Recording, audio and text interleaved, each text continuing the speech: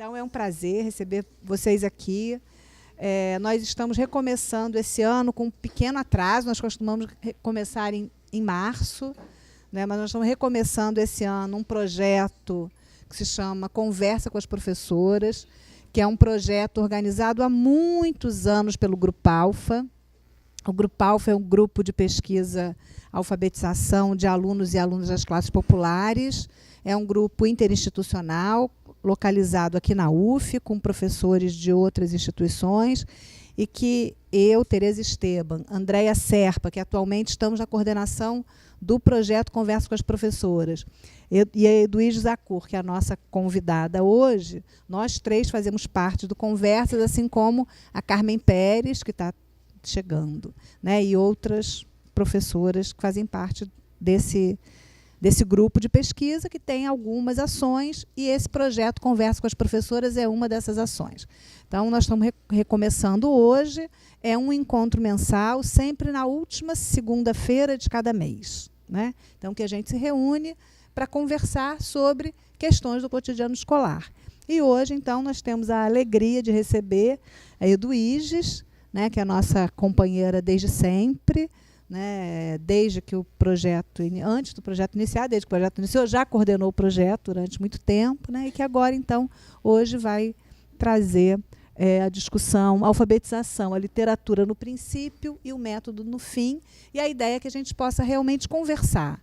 A Eduíge vai trazer algumas questões, vai trazer algumas provocações, que vocês já viram que ela é bastante provocativa, mas para depois a gente poder abrir uma conversa entre professoras e professores, como o título sugere. Então, bem-vindos, boa noite, bom trabalho para todos nós. Você não vai falar um tiquitinho? Não, tá bom. Bom, então, boa noite para todos e todas. Eu sei que há professoras e há estudantes do curso de pedagogia, e a alfabetização é o nó da educação brasileira, desde sempre, né? Quando nós começamos no mestrado, aqui na faculdade, mas antes, quando começamos nossas vidas profissionais, e então nós estamos aí diante desse desafio, né? O título vocês devem ter estranhado, não tem importância, não. Vou saber se eu consigo me mexer com essa história aqui, porque sabe aquela coisa do piano? Só sei mexer no meu piano. Cadê? Ah, não, mas eu não comecei ainda. Saber onde que mexe para poder eu mesmo mudar. Tá. E elas ainda querem que eu lembre que eu tenho que falar aqui e não falar com vocês. Bom, desde sempre aqui no grupo, nós temos um amor enorme às mandalas, né? Foi símbolo de nossos encontros e é algo que fala muito, porque a mandala, ela reúne o físico, o emocional e o energético, né? Eu hoje, inclusive, estou pedindo a vocês que mandem muita energia, que quem levanta da cama de gripe está precisando de energia.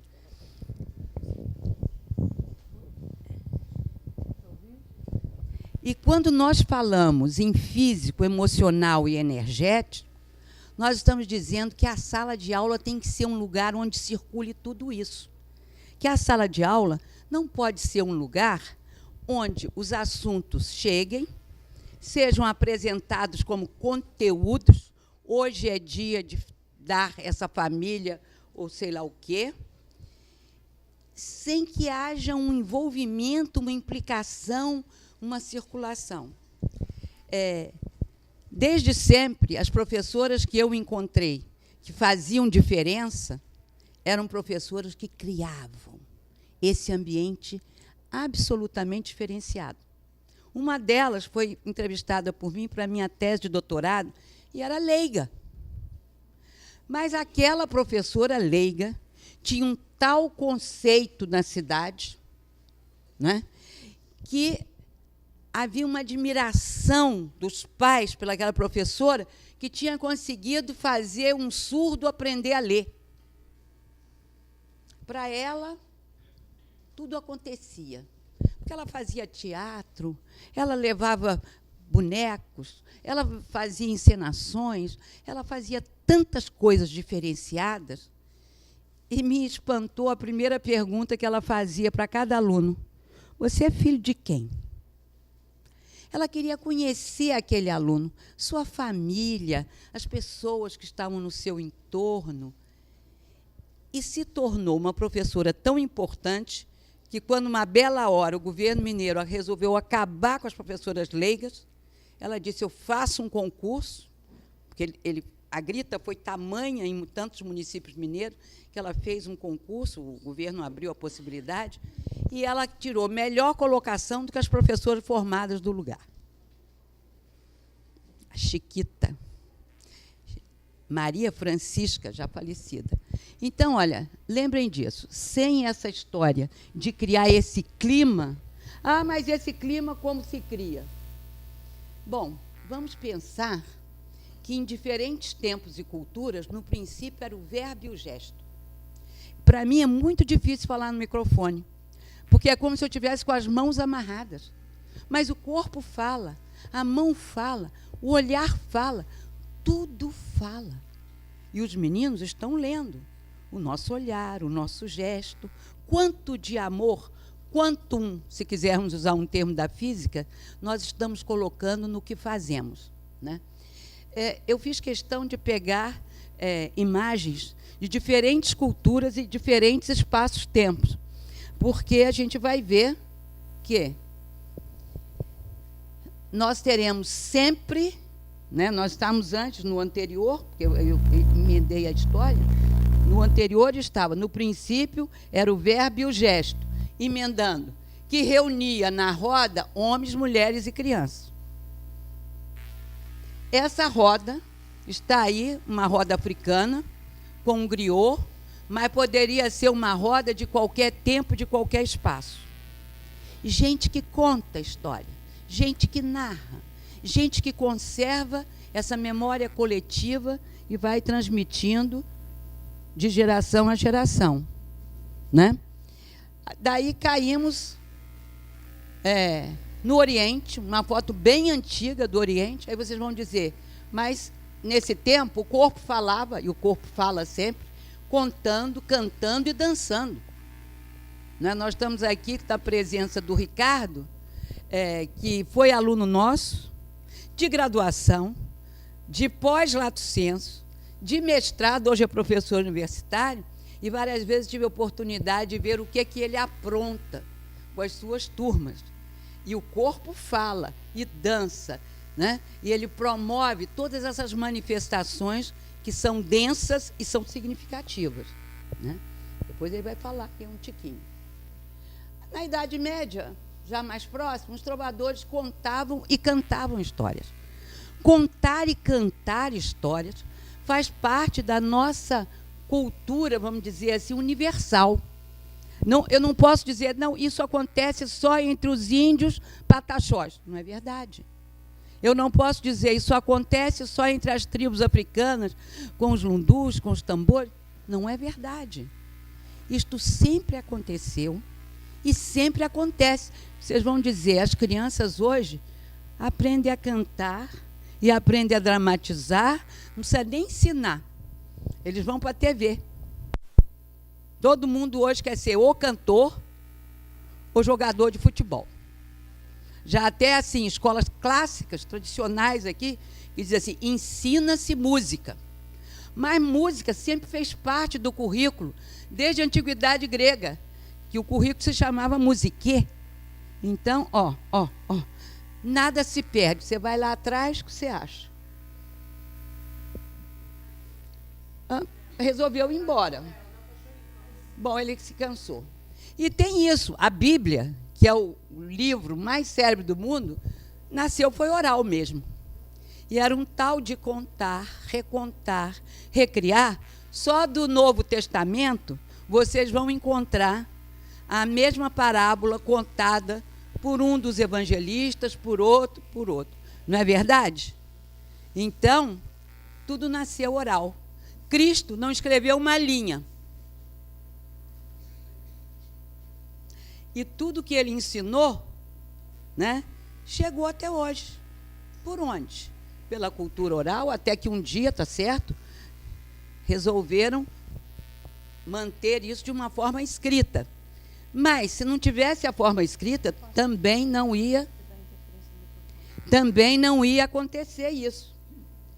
E olha só que coisa interessante. Eu destaco Hans Christian Andersen, porque eu amo de paixão, mas não é por isso só, não. É porque ele era um homem, dizem, extremamente feio. Tinha ele mãos enormes e era muito magro. E aquelas mãos magérrimas, ele conseguiu dar um senso estético às mãos. Ele recortava enquanto contava. Isto aqui é papel recortado por Andersen. Então, já há livros publicados, sobretudo no exterior, com todos esses papéis que ele ia produzindo, todos não, porque muitos se perderam, obviamente, enquanto contava. Ué, mas ele não é um escritor? Sim, e um grande contador de história. Ele não se conformava de apenas escrever. Ele queria fazer roda em torno dele e contar. Pode. Então, vamos. Essa história aqui, eu não dei o título. Vamos ver se vocês vão reconhecer pela ilustração do tempo dele. Porque eu tenho um livro atual, que eu não trouxe até, mas me dá tanta raiva ver os textos dos autores tão mutilados, tão transformados em frases de 3 linhas, ou de uma oração só, que aí eu resolvi que não ia trazer o livro. E essas ilustrações são as ilustrações da época. Alguém reconhece?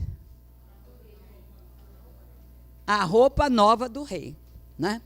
Mas vocês já leram A Roupa Nova do Rei na versão, porque é tradução, né? Nós não temos como ler na língua dele, mas na versão exata de como ele escreveu? Procurem ler.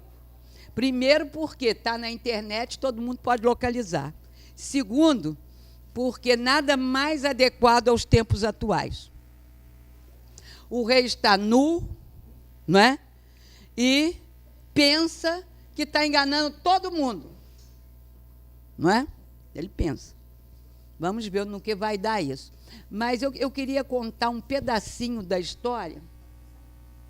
Você achou a história? A roupa nova do rei aí? Senão eu vou ter que contar do meu jeito. Então, do meu jeito, quer dizer, estou traindo o Andersen e não era a minha intenção. Separei tudo bonitinho. E acabei não trazendo. Vocês vão me desculpar, eu estou fechando um livro que não pode atrasar, é um livro dedicado à minha família, é uma narrativa, memórias da família, não minhas, que eu sou a caçula, só ouvi de contar. Eu estou fazendo o papel do escriba, porque eu só ouvi contar a maioria das histórias, né? Então, e hoje foi um dia de fechar, já imaginou isso? Saí, fiquei enlouquecida. Fui em casa e tinha esquecido o pendrive. Vou lá em casa pegar o pendrive, o texto, o livro atual. Peguei o pendrive, saí na desabalada. Ficou tudo por lá, paciência. Mas conta-se, né, que havia um rei extremamente vaidoso. A única coisa que lhe importava era o vestuário. Ele não pensava nos seus soldados, ele não pensava em caças, em passeios pelos bosques, ele não pensava em coisa alguma que não fosse a mudança de trajes. E tinha mais de um para cada hora do dia.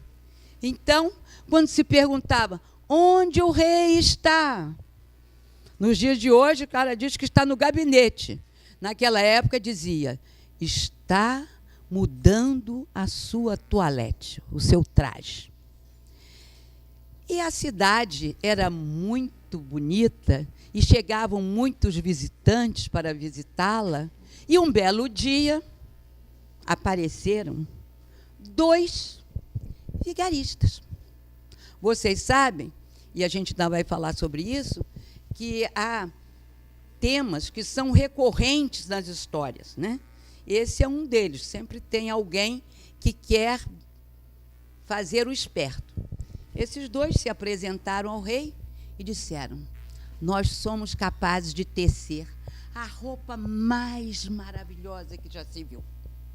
Mas é uma roupa com desenhos fantásticos, com fios dourados, e tem uma qualidade que nenhuma roupa tem. Qual é a qualidade? Os tolos e os presunçosos não vão conseguir ver esta roupa. O rei imediatamente disse: vou precisar ter um traje deste. E encomendou o traje. E demoraram para fazer o traje, porque era tão difícil, tão complicado. E o rei mandava um emissário: vá lá ver se eles já conseguiram tecer tudo que vão necessitar para a minha roupa. Chegava, mandou o primeiro-ministro, o homem mais sábio do reino. O homem chegou, está vendo aquela confusão de pessoas agindo, tecendo, mexendo. Ele disse: eu não estou vendo nada. Como? O senhor chegue de mais perto. Se o senhor não puder ver, porque o senhor é um tolo. Bom, então o homem resolveu, o ministro, que ele estava vendo também.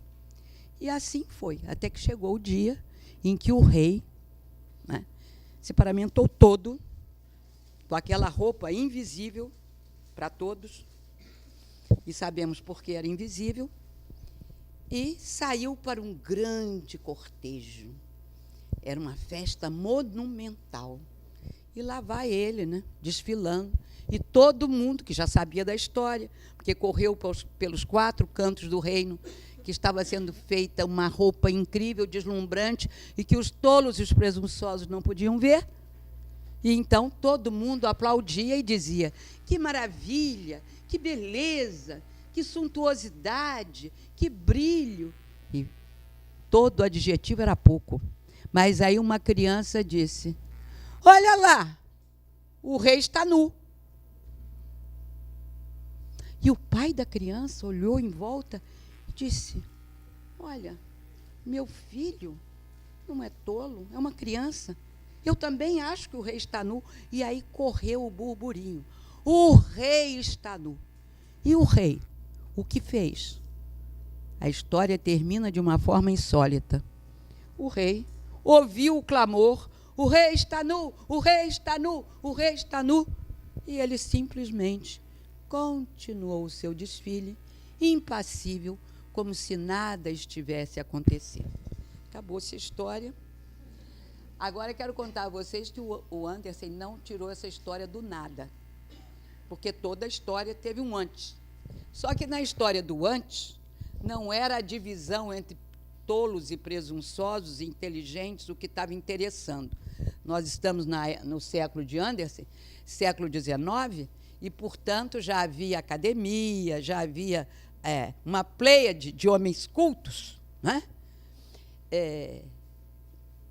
E do conto que ele tirou, lá atrás, a grande divisão era saber se o filho era legítimo ou não. Então, a roupa só seria vista pelos filhos ilegítimos, porque os legítimos já estavam legitimados desde sempre. Então, ele pega o mote, muda tudo, recontextualiza para a sua época, né, e cria esse conto que é atual, passados tantos séculos. É atual. Os políticos olham para a nossa cara com uma cara de éticos, com uma cara de que eu sou diferente. Agora tem um partido novo, com um nome estranhíssimo: Podemos, fazer papel de otário, Podemos. Então, já são 43 partidos, eu chamo a isso tudo Alibaba e os 40 e poucos ladrões. Agora, se nós colocarmos todas as pessoas no Brasil que já descumpriram alguma forma e já deram algum drible na lei, aí vamos ter que colocar muitos zeros nessa história. Porque ou o Brasil se passa limpo dessa vez, ou então não temos mais jeito. Bom, vimos de que história se trata e vimos que uma história corre vários e vários séculos. Aí chegamos na história. Mas vamos alfabetizar com que métodos ou com que recursos? A primeira resposta vocês que vão dar. Já está dado ou não está? Qual seria o primeiro recurso para alfabetizar? Literatura. Não é? Temos acompanhado uma série de crianças que começaram com literatura desde o berço, né? E o que estamos vendo? Essas crianças passam nos vestibulares mais apertados, têm uma facilidade para todas as matérias, não tem nada que segure. Aí vocês vão dizer, mas todas as crianças têm acesso à literatura? Infelizmente, a classe média alta é que tem. Antigamente, as amas contavam histórias. Isso era a literatura oral. Agora ninguém tem tempo para isso. Nem amas, nem pais, nem mães. Mas tem livros. E as crianças estão lá. Com 6 anos, todo mundo já sabe ler, já acha a história que quer, já faz, já acontece. Aqui na UF, de uma aluna daqui, eu vi uma criancinha de 5 meses escolher o chocalho que ela queria ouvir no celular da mãe. E ainda dá birra, porque a mãe tirou o som do chocalho. Ou seja, ela reconhecia que aconteceu alguma coisa que não foi boa para ela, né? Então, olha só, já tínhamos falado da integração entre o físico, o emocional e o energético, faltou uma vírgula, e é claro que isso tudo acontece no campo da contação de histórias. Ludicidade e fantasia, do conto de fada ao faz de conta e vice-versa, do faz de conta ao conto de fada. Porque qual é a mãe aqui que nunca viu uma criança brincar de faz de conta? Mesmo atualmente, com tantos recursos, vocês ainda veem, né? As crianças, é só faltar a luz, não tem televisão, vamos para a casa de praia, que as crianças logo inventam um monte de brinquedos do nada. Dá um pulinho no Campo São Bento, que vocês vão ver, no fim de semana, crianças inventando formas de brincar. Esses dias, passou no noticiário, no meio a bombardeio no Oriente, uma criança puxando pedra, fingindo que era um carrinho.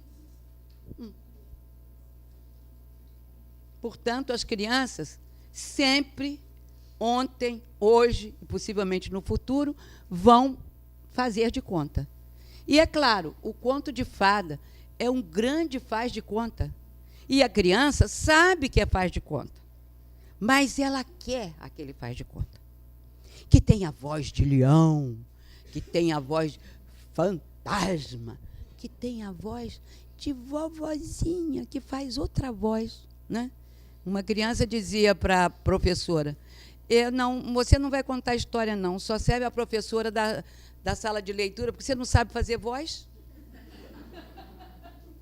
A professora contava, mas não era o mesmo conto lá da sala de leitura, ela queria teatro, ela queria brincadeira, né? Eu vi isso na minha própria casa, minha neta, eu fazendo tese de doutorado, não tinha tempo para contar história naquela ocasião, e meu marido, eu conto para você. Vovô, você não sabe contar história. Arrasava logo o quarteirão. Então, ludicidade e fantasia, tantos autores se ocuparam disso. Vygotsky, um dos livros mais fininhos do Vygotsky, trata da questão do imaginário, da fantasia. Não tem como não ter ludicidade. Mas o método tem ludicidade, porque tem uma casinha de uma abelhinha, mas é uma ludicidade tão forçada que não engana ninguém. É igual o cara que conta história e não sabe fazer voz. Essa ludicidade aí é falsa. O menino logo percebe que é falsa, não está nem aí. Vida e conhecimento. Todas as histórias que vocês já leram, e todas que ainda vão ler, elas partem de um lugar muito simples. Vida. Não precisa ser nada, não, essa novela. Casos especiais, o que seja que a televisão mostre, de onde que tira? Eu, que sou implicada com tudo que tem a ver com a Rede Globo, mas vou comprar a série, quando surgiu, porque eu não consigo ficar até tarde, os dias eram assim. Porque, pelo que eu vejo, trata de muita coisa que eu vivi. E eu quero ter essa série, nem que seja para dizer que é uma porcaria, mas eu quero ver. Eu acho que está boa. Pelos poucos capítulos que eu consegui ver, eu acho que está muito boa. Então, assim, tudo é feito de vida. E vida e conhecimento são sinônimos. Vida é conhecimento, conhecimento é vida. Já temos vários autores que usaram esse binômio, né? E reforçando que na vida os meninos estão aprendendo. Você pergunta assim: quem ensinou meu filho a mexer com o computador? Ainda agora uma mãe me dizia que o filho resolve tudo.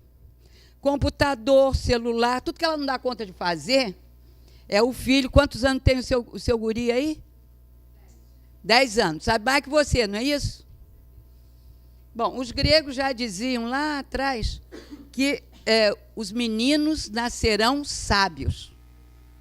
Lá atrás. E, de fato, eles estão nascendo sábios, né? Maturana cansou de repetir esse binômio, vida e conhecimento, conhecimento e vida. E a gente poderia falar de arquétipos junguianos, a gente poderia falar de inconsciente coletivo, a gente poderia falar de tanta coisa, cada historinha pequenininha. Antes de querer contar o Rei Estava Nu, eu queria contar o Patinho Feio, porque é uma história atualíssima. Vocês vão dizer, pô, como uma história de patinho é atualíssima? Tudo você atualiza, porque você que vai fazer aquilo ganhar sentido. Como nessa história do rei estar nu ou não, pode-se fazer uma discussão com as crianças se as pessoas deviam calar para não se confessarem tolas, ou se as pessoas deviam, desde o início, dizer que não viam nada. Isso dá um debate em sala de aula. A mesma coisa, o Patinho Feio. Essa situação, eu assisti numa escola e quem contava era na sala de leitura para uma turma daquelas difíceis. E o menino mais difícil da sala se encantou com a história do Patinho Feio, do modo que a professora contou, e, ao final, ele, emocionado, disse: ô tia, eu sou esse patinho feio. Eu sou esse patinho feio. E aí? Ele era feio? Ele não era feio? O que é ser feio? Para quem é feio? Aí é outra discussão, porque as crianças são cheias de ideias, sabem das coisas, vão ouvir que B mais A faz Bá, Bá. Prefiro o Bá lá do povo do Sul, que para tudo diz Bá. Ou então, essas expressões de mineiro, outro dia me disseram que o mineiro uai é uma expressão que tem a ver, uma coisa incrível. É uma tradução, né? E que seria, mano, uai, esqueci. Eu sou uma mineira, li, achei interessante, mas já esqueci. Bom, esses arquétipos estão todos nas nossas histórias. Nós precisamos saber explorar. Não é contar história, se der tempo, a gente conta história. Como foi a tese de um colega nosso, que era: se der tempo, a gente brinca, né? Então, não brinca, e criança tem que brincar. Não conta história, porque não vai dar tempo. Se sobrar tempo, nessa aula, se sobrar tempo, uns 5 minutinhos, todo mundo já fechando a maleta, a gente conta história. E curiosidade e descoberta. Na verdade, a cultura popular está aí, cheia de jogos e brincadeiras, de adivinhas, etc, etc. Por que não pode alfabetizar com adivinhas? Mas a adivinha também não pode virar um dever de escola. Porque se virar, copie na página tal a adivinha do não sei do quê, também não vai enganar o menino. Que história é essa? Vou copiar de novo? Tudo é copia, copia, copia, copia. Né? Nada celebra, nada dança, nada brinca. Né? Eu uma vez entrevistei uma professora que era professora de educação física. Numa dessas épocas que o governo quer fazer aparecer professora de qualquer jeito, ela recebeu uma turma de alfabetização. Ela não sabia o que fazer, não conhecia método nenhum, era professora de educação física. Pegou a turma, naquela escola Mendes Campos ali, de Caraí, foi com a turma para a praia. Começou a fazer um monte de brincadeira, com símbolos, sinais, não sei o quê. Um dia o menino disse assim, pessoal, a gente só brinca, não vai aprender a estudar, não. Mas quando vocês aprenderem a seguir todas as regras do jogo, está na hora de aprender a ler e escrever. Porque a gente tem que fazer combinado, tudo é combinado. Levou os meninos para a sala e se tornou a melhor professora de alfabetização da escola. Ela que criou essa sinergia, essa sincronia. Por isso que é difícil. Ah, não tem um método? Não, porque você vai ter que descobrir o seu. Ah, mas você não pode me dar um caminho? Mas todos os caminhos levam a Roma. Você descubra o seu. Não tem como dizer a alguém, olha, se você fizer isso, isso e isso, vai dar certo. Não tem. E o mais curioso, às vezes a gente dá muito certo com uma turma, no ano seguinte, cadê aquele momento mágico? Por que esses alunos não estão gostando de mim? A professora se pergunta. No ano passado me adoravam. Agora vamos ter que descobrir o jeito de entrar na rede que eles têm e eles é que vão nos puxar para que nós possamos puxá-los para a nossa. Bom, voltamos à mandala. E eu falei que eu não queria falar muito, espero que tenha falado pouco, porque senão não dá tempo da gente conversar. Poder da mandala. Essa mandala eu achei especial, porque tem flor, tem coração, e nunca vi desenho de criança que não tenha flor e coraçãozinho. Tem sempre flor, tem sempre coraçãozinho, que é uma forma de dizer, preciso de afeto, quero afeto. E afeto, vocês sabem, pode ter sinal de mais ou de menos. Tudo afeta a criança, positivamente ou negativamente. Descobrir como afetá-la positivamente é o nosso desafio. Mas veja bem, o poder da mandala, conservar a ordem psíquica se ela já existe. Muito fácil ensinar para menino de classe média. Eles já chegam quase alfabetizados, eles já chegam cansados de ficarem prontinhos quando a mãe fala, você não pode se sujar, nós vamos para uma festa daqui a pouco, não se desarrume que eu vou tomar banho, quando eu sair vou levar você para a festa. Ele está lá sentado esperando. Ele sabe seguir ordens desde cedo. Ele não tem aquela liberdade, aquela soltura, que é um aspecto positivo, porque o mendigo não quer ficar preso num lugar de recolhimento, mesmo que lhe deem comida. Porque lá ele não tem liberdade. E liberdade é um dos pontos fundamentais, né? Liberdade. Agora, restabelecê-la se ela desapareceu. E, nesse último caso, se a gente consegue restabelecer essa sincronia, essa sintonia, o que é que vai acontecer? Cria-se uma função estimulante e criadora. A sala de aula ou é espaço de criação ou é espaço de chateação. De chateação, todo mundo conhece. Vou entrevistar nosso amigo ali, mas ele está no celular. Ele é bem capaz de dizer que não quer vir aqui. Vem cá, meu amor.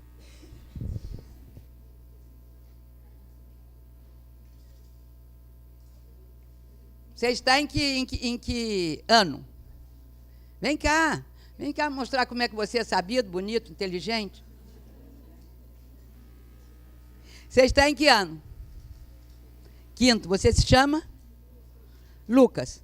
Lucas, você às vezes se chateia na escola, mas fala a verdade. Hã? Se chateia pouco ou muito? Só um tiquinho assim. Aí a mãe já botou ele no esquema. Se chateia um pouquinho. Qual aula que chateia mais? Matemática. Matemática tem a ver com vida, mas como a vida não entra na escola, né? Então vem aquele arme e efetue que não tem sentido para ninguém, né? Arme e efetue. Os meninos estão fazendo desordem, enche o quadro de conta.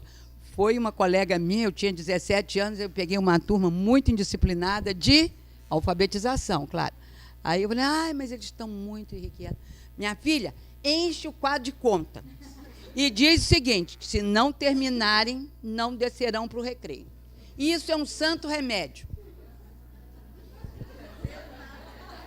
Mas não é remédio nenhum, porque faz o menino não gostar. Faz o menino não gostar de matemática, faz o menino não ver sentido na matemática e faz o menino querer que a pessoa de matemática falte. Você já rezou para a professora faltar? Podia bem não vir essa professora. Poxa, a gente ia ficar brincando no pátio, ia ser muito melhor. Obrigada, querido. Então, ó, é isso.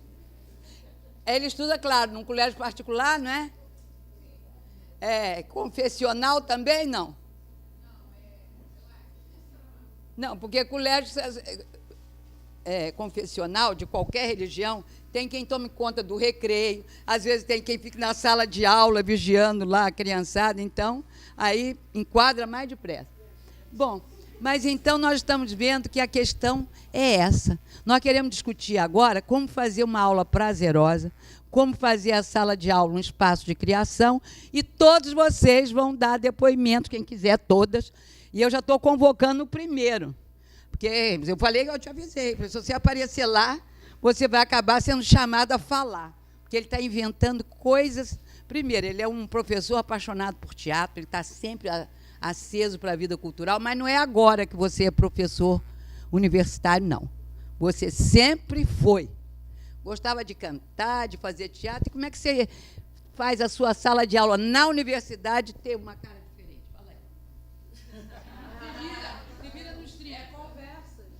Conversa. Não vendo aí quem vai falar, porque falar vai ter que falar. Senão paga a conta no bar ali, deixa. Só boa noite. A história com a literatura é uma história longa, né? Tem muito a ver com a professora Eduís, que eu conheci no 2º grau, né? Dando aula de gramática.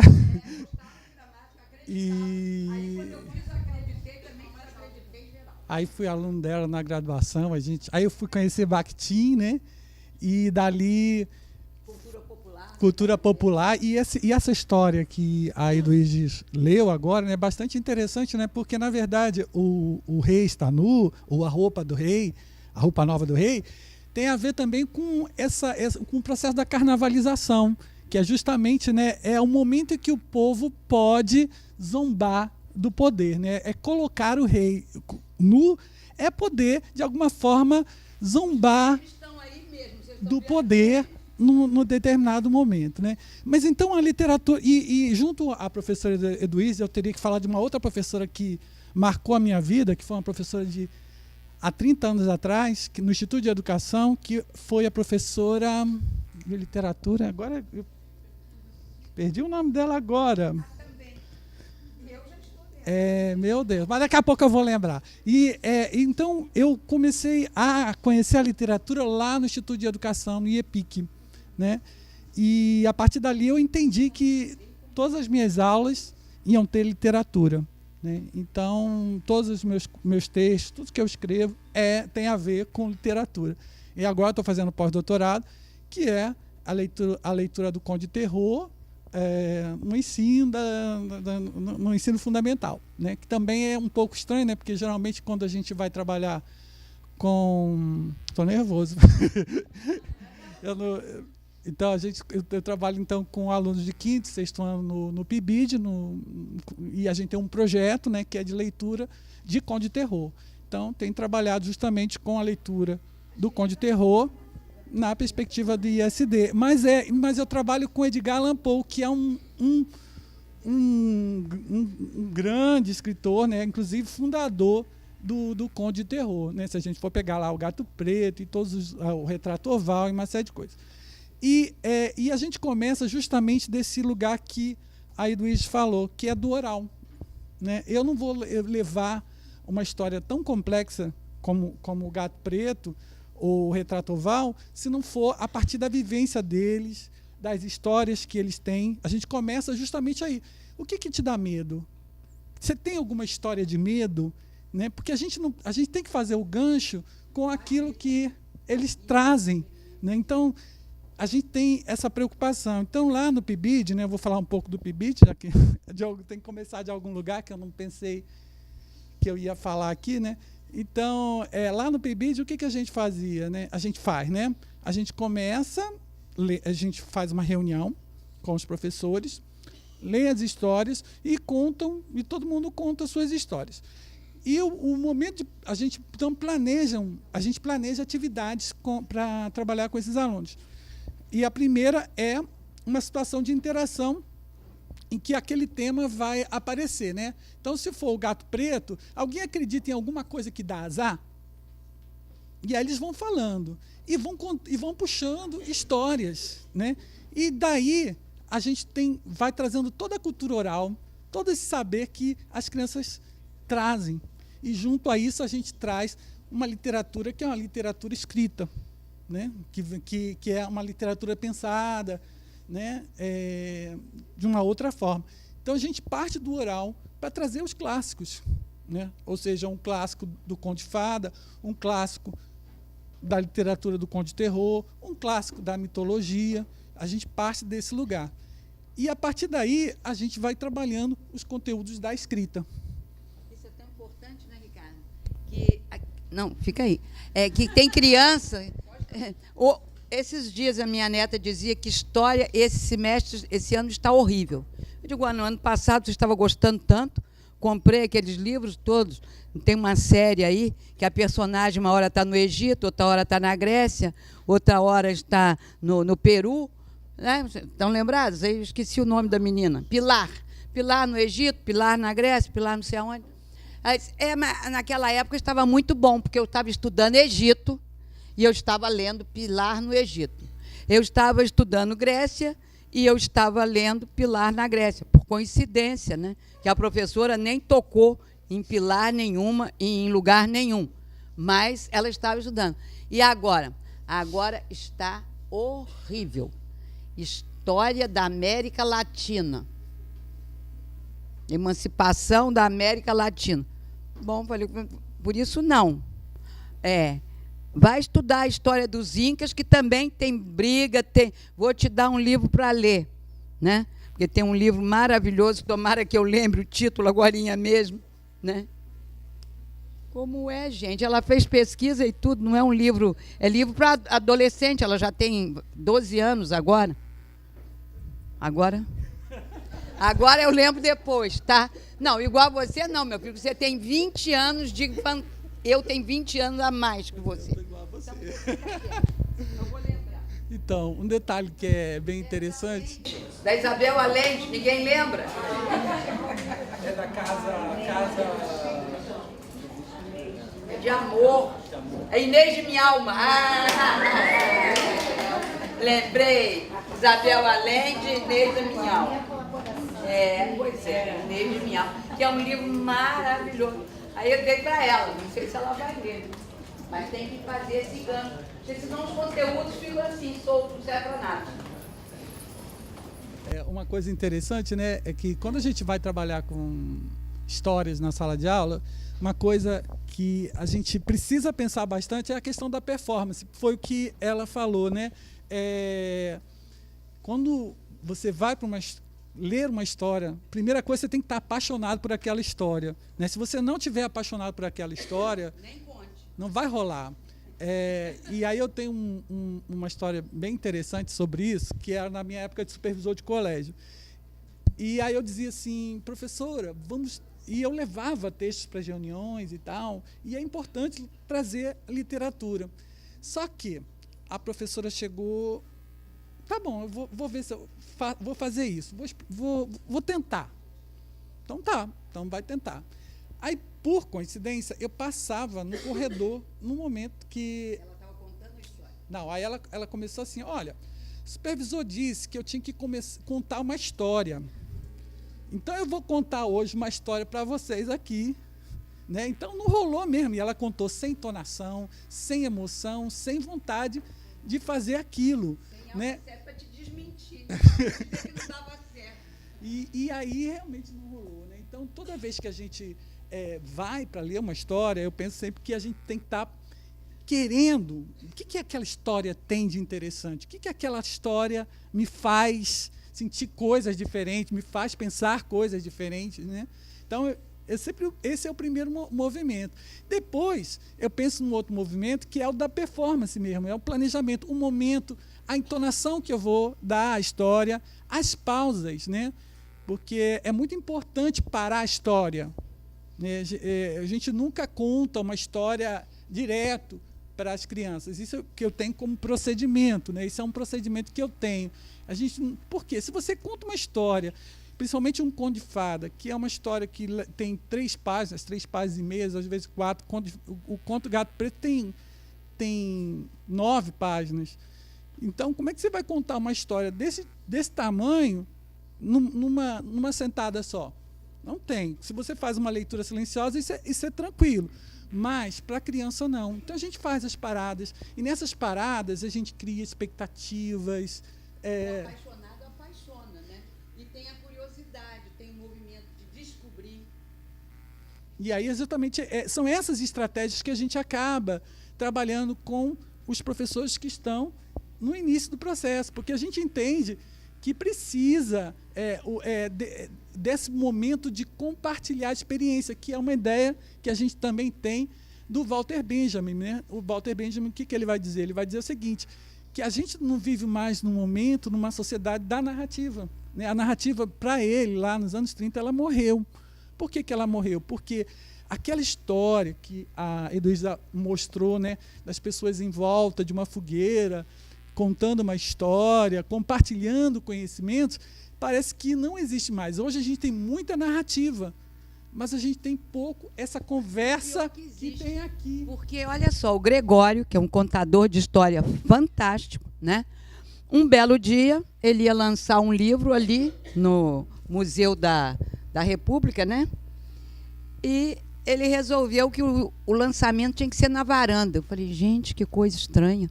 Vai lançar o livro na varanda, porque não numa sala, mas ele queria na varanda. E ele chamou um grupo que conta histórias, mas acompanhado de instrumentos. E aí, a história era dele, estava lançando mais uma versão da Dona Baratinha, porque cada um, como vem do oral, cada um pode recuperar essa história a seu jeito. E a história começou a ser contada, sabe aquela história do flautista de Bremen, sei lá, que as crianças vêm todas atrás do flautista, e o flautista tocou a flauta e os ratos se afogaram, né? História comprida. Mas aí não quiseram dar a ele tudo que prometeram, ele então tocou a flauta e todas as crianças foram atrás dele. De repente, começou a chegar criança de tudo quanto é lado. Isso foi outro dia mesmo. E todos se juntando na frente daquela varanda. Que coisa bonita. Como que a música tem esse aspecto integrador. Como que a arte, porque quem estava contando era especialista em contar, né? A arte foi aproximando aquelas pessoas e os adultos vinham atrás dos seus filhos. Então, quando você viu, tinha um monte de gente sentado no chão, um monte de adulto em pé no início e depois sentado no chão também, porque esse livro dele tinha mais de uma história. E, assim, foi fantástico. Quer dizer, a gente pensa que não, mas a gente não se emociona em cenas de novela? Tem um livro fantástico, que é A Menina que Narrava Filmes. Ela não tinha dinheiro para o cinema. E ela começou a narrar filmes. E ela narrava de uma maneira tão fantástica que as pessoas começaram a achar aquilo uma maravilha. Quando ela falava, a imaginação começava a entrar em movimento e você via a cena do cavalo galopando, da perseguição, porque ela contava com uma vibração incrível. A palavra tem força. A palavra você joga, ela cai na água, ela vai fazendo aqueles círculos envolvendo cada vez mais. Então, é isso. Sabendo fazer, e você está dizendo que não é assim, não é como só dando uma desculpa para a professora. A professora, coitada, ela é sempre mandada fazer alguma coisa. Então, ela aprendeu aquela brincadeira. Tudo que seu mestre mandar, faremos todos. Aprendeu na infância. Depois foi para o curso normal, aprendeu de novo. Eu precisei desaprender. Você deu testemunho. Eu não só gostava de gramática, como eu perdi um tempo enorme fazendo álbum seriado para ensinar a diferença entre adjunta de nominal e complemento nominal. Só porque caía no vestibular também, né? Tinha esse desconto. Mas era uma besteira. O dia que eu joguei tudo fora, fiquei tão aliviada, depois me arrependi. Digo, gente, eu devia ter fotografado primeiro, porque era um testemunho de uma época, né? Aí, outro dia, me disseram que ainda tem um rolo em algum lugar lá em casa. Digo, esse eu vou fotografar, para não dizer que é mentira. Né? Dava um trabalho enorme, um trabalho morto que a professora punha ali, professora que faz a sua cartilha, copiando o modelo da cartilha que ela viveu. Ela tem um trabalho enorme, ela se dedicou. Mas como é que muda? Como é que muda? Tem que sair do risco do bordado, né? Tem que fazer umas piruetas, não é isso, amigo? Isso ainda cai. Os exercícios eu ainda tenho. Acho que vergonha.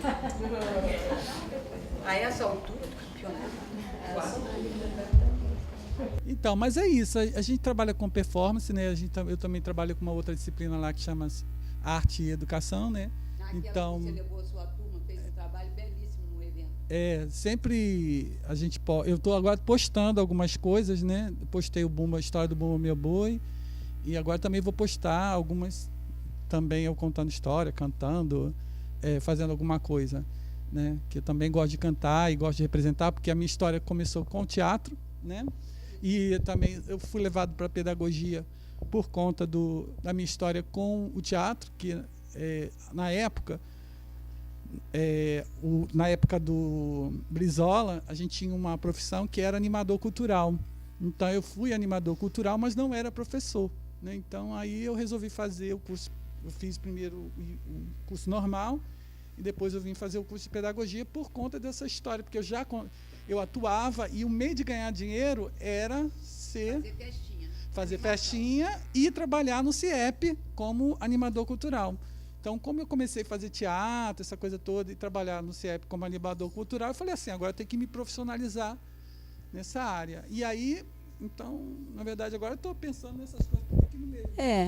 Eu cheguei até aí. E o interessante, gente, é que se a gente não souber nem cantar, nem dramatizar, nem fazer coisa nenhuma, nossos alunos sabem. Pode pedir a ajuda deles, porque eu me lembro que, uma ocasião, nós queríamos apresentar um espetáculo de balé. Mas eu nunca estudei balé, que não tinha dinheiro, não tinha a menor ideia, mas eu tinha 3 alunas que estudavam balé, em lugares diferentes. Elas se organizaram e elas criaram a coreografia e apresentaram. A direção era delas. Eu ficava só assistindo de banda, não posso fazer nada, não sei nada de balé.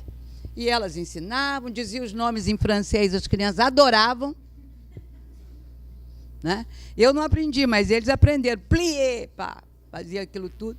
Então, assim, o que nós não dermos conta de fazer, nossos alunos, muito possivelmente, vão nos ajudar. Né? Eu brinco que a melhor aula que eu já dei nessa faculdade foi uma aula que eu não dei. Falei assim, eu estava com uma pessoa muito amada e muito doente na minha casa, na cabeça para nada. Olha aqui, na próxima aula, cada um vai trazer um texto que acha fantástico para apresentar. Mas tem que treinar, tem que pensar que é uma apresentação para um público. Eles fizeram coisas maravilhosas, me surpreenderam. Até hoje eu me arrependo de não ter gravado aquela aula e não ter todos os dados, porque alguns textos eram em espanhol, belíssimos. Momentos de rebeldia, textos fantásticos que vinham traduzidos, mas tinham uma apresentação incrível. Então, assim, eles dão conta.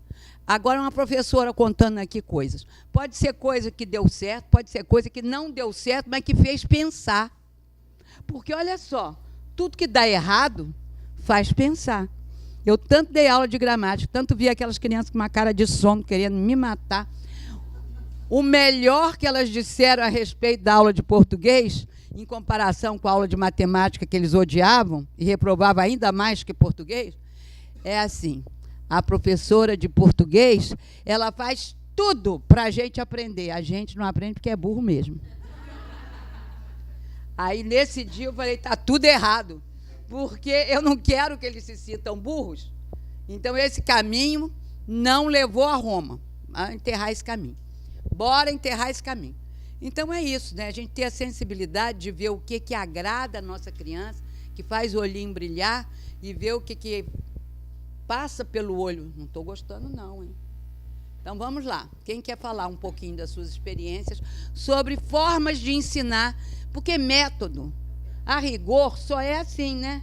Um caminho que você achou. Não tem que ser essa sequência de passos, como ensinaram lá no curso normal. Primeiro faz isso, depois faz aquilo, depois faz aquilo outro. Muitas vezes a criança virava e falava assim: ô tia, você esqueceu de mostrar a palavra inteira. Eu estava dando aula para a nota do método palavração. Aí esquecia de fazer alguma coisa. Ô tia, você esqueceu de mostrar isso assim, assim. Porque ele já estava tão acostumado com tudo igualzinho, igualzinho. Vamos lá. Professora, lembrei do nome da professora. Professora Cassandra. Ah, Cassandra, conhecida aqui em Niterói, Cassandra. A professora é maravilhosa. Excelente, excelente. Agora você vê a coisa da sintonia. Uma outra professora apaixonada por literatura, você não sintonizou, e eu não vou dizer o nome dela. Não sintonizou de jeito nenhum. Quase comprou um barulho. Você quer essa coisa de sintonia? Não basta você se apaixonar. Você tem que se apaixonar, querer fazer o outro se apaixonar, mas entender o outro do lugar em que ele está. Porque se eu só puxar para o meu lado, pode não adiantar. Lá, então, só funciona com ela? você é professora. O microfone ele não tem som, é só para gravar ali. Ah, só para gravar? Tá bom. Eu já ia dispensar. É claro que ela não vai lembrar, mas ela foi minha professora. Né? E eu? Foi. Eu me chamo Ana Duque. Ah, Ana Duque foi minha aluna. Foi. E André eu conhecia mais recente, né? Esteban também eu já conheço há um tempo. Tempinho. Pouco tempo, né, Esteban? E é bom demais estar aqui na universidade. Há muito tempo que eu não estou aqui nesse lugar que eu estava ali, né? E aí fiz graduação, acabei que não voltei mais, não tive tempo, né? Você é professora? Sou professora. E sou professora há muito tempo, né? E nasci para ser professora. Tem isso. Eu, quando era pequena, eu sabia que eu queria ser professora. Não tinha dúvida alguma. Não existia outra profissão na minha cabeça. Era essa e pronto. E aí eu fiz concurso para o Estado, passei para o Estado, estava lá, muito bem. Vou contar rapidinho só para vocês saberem um pouquinho da minha história. E houve uma colônia de férias na aldeia Curumim, e uma amiga falou para mim: e Ana, está tendo uma colônia de férias lá na aldeia Curumim. Você não quer? Eu falei: quero. Aí fui, conheci o projeto que eles iam ter, uma escola, acabei indo para lá e larguei o Estado, entreguei minha matrícula e fui para lá. E fiquei lá na aldeia e realmente tive uma oportunidade grande que nem sempre a curso normal, nem sempre, às vezes a faculdade mesmo não dá conta de passar para a gente, né? Que era ter uma artista plástica que orientava a gente, um Dalton Gonçalves, que era professor de física, que queria fazer as crianças pensarem, e a gente foi aprendendo junto, né? Ninguém sabia muito bem como que ia ser aquela escola, mas a gente aprendeu junto. E a Lúcia, a mulher dele. E aí foi uma experiência muito boa, muito rica, né? De ler muito, discutir com todo mundo. Depois eu vou embora para João Pessoa, moro lá um tempo, e na volta eu fiz concurso e caí no CIEP. Eu não fiz para horário integral, para CIEP, mas acabei indo para lá. E aí peguei aqueles meninos chamados renitentes, né? E quando eu cheguei na sala, eu comecei a fazer um trabalho com eles, assim, eu levei coisas da minha casa, livros, revistas, jornais, né? E falei, vamos fazer uma rodinha? E ninguém queria fazer rodinha, porque eu estou pegando um pouco das coisas que vocês falaram, né? Assim, do olhar, a coisa da fogueira, de olhar um para o outro. Tem que ganhar o menino para a roda. Não é? Não é aquela história. Ninguém quis. História porque o coordenador mandou contar. Aí ninguém queria ir para a roda. Não, mas pode vir de cadeira mesmo. Aí depois eles gostavam tanto da rodinha que eles começaram a vir e sentar no chão. E aí a gente fazia a rodinha. E aí como é que foi seu dia, como é que foi sua noite, como é que é a sua casa, onde é que você mora, essas coisas da gente procurar se aproximar e conhecer um pouco as crianças e me conhecer também. E aí eu levava jornal, e aí tinha sempre um menino que não queria sentar perto do outro, e aí porque não queria, aí porque o tio dele deu tiro no outro, aí entra, né, a história, porque um veio do Morro do Estado, o outro do Morro do Palácio, aí não se dava, enfim. Aí eu vi onde eu estava, com quem eu estava, e que eu precisava cativar aquelas crianças de alguma forma. E aí falei para eles, bom, e começamos, como é que é seu nome? Bota nome no mural, e bota nome no peito, e vamos trabalhar com os nomes, seus pais e tal. E aí a gente trabalhou os nomes e contava, e sempre com muita história, e eu particularmente gosto muito de contar história. Meu neto fala assim, vó, conta história inventada, aí é um perigo, porque pode acontecer do dia clarear, porque vai na história inventada, não tem essa de já saber o que vai acontecer. Eu estou dizendo para você que quando você conta inventada, você está olhando para ele, é aquela história, o contador de história, ele é fiel ao texto, mas ele decora o texto, coisa que eu não fiz, né? Ele decora o texto e fala como se estivesse lendo, mas não está. Então ele olha, ele gesticula, ele não tem que pensar em microfone, coisa alguma. Ele está entregue à história. A história fala, né? E ele vai contando. É isso que está escrito. A história inventada, você não está lendo. Você está deixando, abrindo a boca e deixando o espírito falar, como se dizia na Idade Média. E aí, um dia eu falei para eles, agora eu vou escrever no quadro alguma coisa, porque eu pensei, agora vamos começar a trabalhar com os nomes deles, vamos trabalhar com as coisas que eles já conhecem. E aí um garoto falou, você não sabe dar aula, não. Você é boa de contar história, você é boa de... Aí me elogiaram, mas você não sabe dar aula. Aí eu falei, então fala para mim como é que dá, porque eu quero aprender também. A outra professora fazia como? Então, ela enchia o quadro negro, ela botava muita coisa no quadro e a gente copiava. Eu falei, então tá bom. Aí peguei um texto, passei aquele texto enorme no quadro e deixei eles copiando, né? Falei, vão levantando o braço assim para eu saber quando vai terminando. Aí o último que terminou, falei, bom, acabaram todos, né? Então tá, quem quer ler para mim? Ah, não, isso a gente sabe não. A gente só sabe copiar. Aí, como a gente já tinha estabelecido uma relação, uma cumplicidade, umas brincadeiras, aí eu falei, então vocês vão me dar um voto de confiança, né? A professora do ano passado ensinou vocês a copiar. Eu queria também ensinar vocês a ler, porque as pessoas escrevem para alguém ler, né? E eu queria que vocês lessem o que a gente tem escrito aí. Aí, bom, já tinha confiança e foi por aí. Mas tinha um menino muito levado, dentre todos eram, mas Reginaldo era realmente levado. E aí um dia, porque já tinham combinado também, que acabou o recreio, não precisava eu ir lá chamar, porque as professoras gritavam, era uma coisa horrorosa, aquelas meias paredes, era um inferno. E aí eu não chamava ninguém, já estava combinado. Acabou o recreio, vem. E nesse dia veio todo mundo e Reginaldo não veio.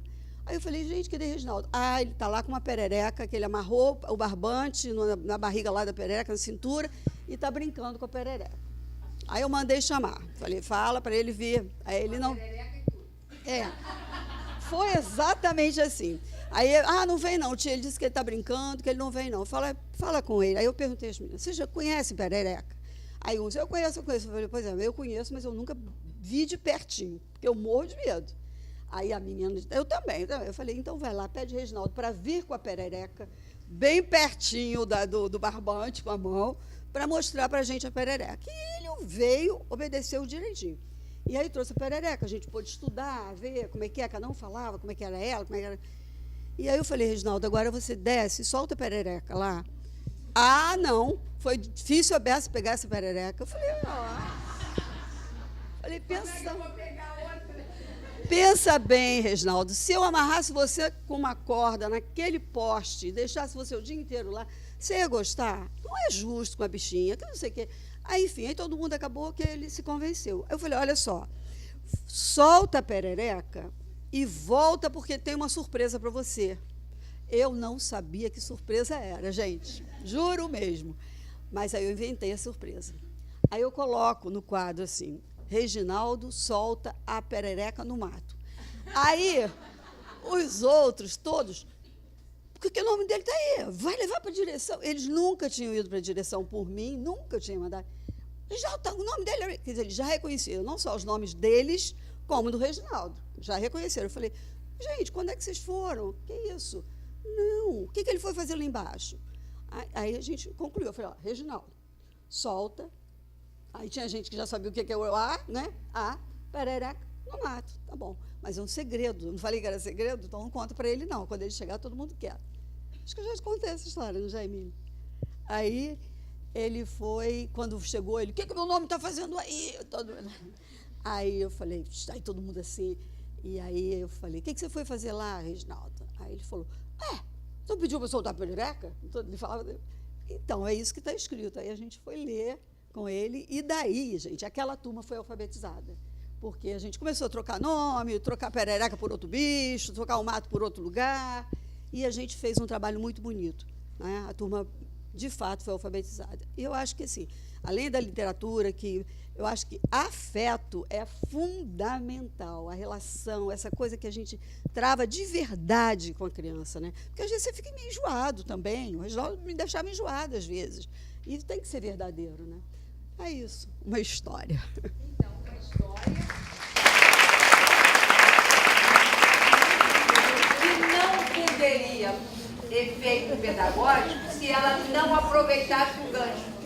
Sabe aquela história que novela, todo final de novela deixa um gancho? Então, na sala de aula, estão sempre acontecendo coisas.